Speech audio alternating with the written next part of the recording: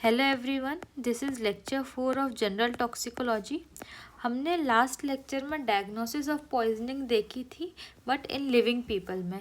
उसमें कैसे करते थे, हम हिस्ट्री लेते थे और क्लिनिकल फीचर्स देखते थे। अब हम डायग्नोसिस ऑफ पॉइजनिंग देखेंगे डेड पीपल में, मीन्स ऑटोप्सी करेंगे हम। तो इसमें कैसे देखते हैं हम, स्मेल, कलर ऑफ हाइपोस्टेसिस और कलर ऑफ स्टमक म्यूकोसा देखते हैं, और एक में केमिकल एनालिसिस करते हैं। तो इस लेक्चर में हम ये वाले पॉइंट्स कवर करेंगे और केमिकल एनालिसिस नेक्स्ट लेक्चर में देखेंगे। तो सबसे पहले स्मेल ऑफ पॉइजन। हम जब डाइसेक्शन करते हैं, इससे 3 कैविटी होती है, cranial cavity, abdominal cavity and pelvic thoracic cavity.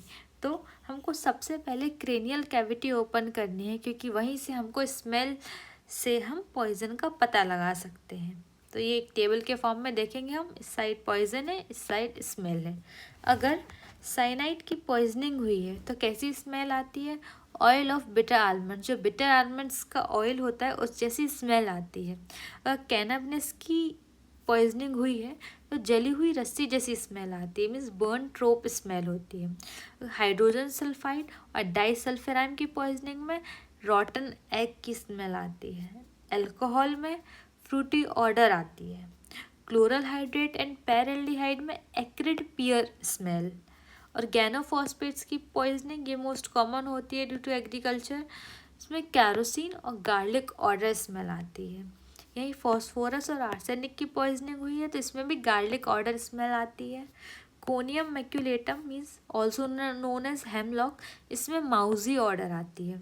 सेलिसाइलेट्स में ऑयल ऑफ विंटर ग्रीन जैसी स्मेल आती है।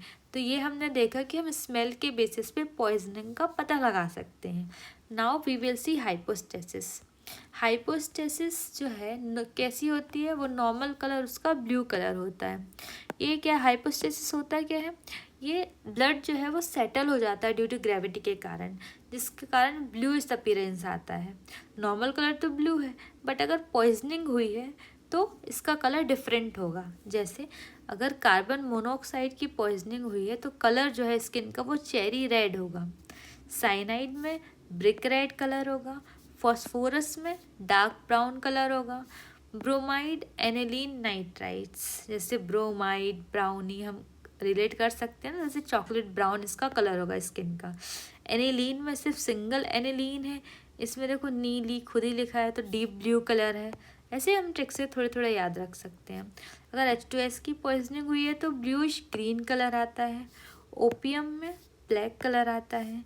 मिथेनॉल में पर्पल कलर आता है। ये हाइपोस्टेसिस हमने देखा। Now we will see stomach mucosa.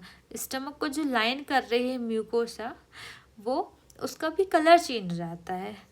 ये म्यूकोसा आखिर क्या हेल्प करती है, always preserve the gastric content, जो भी हमारा गैस्ट्रिक कंटेंट है उनको प्रिजर्व रखने में हेल्प करती है।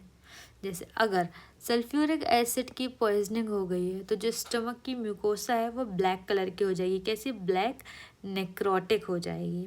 अगर नाइट्रिक एसिड की पॉइजनिंग हुई है तो जो म्यूकोसा है वो येलो या ब्राउन कलर की होगी।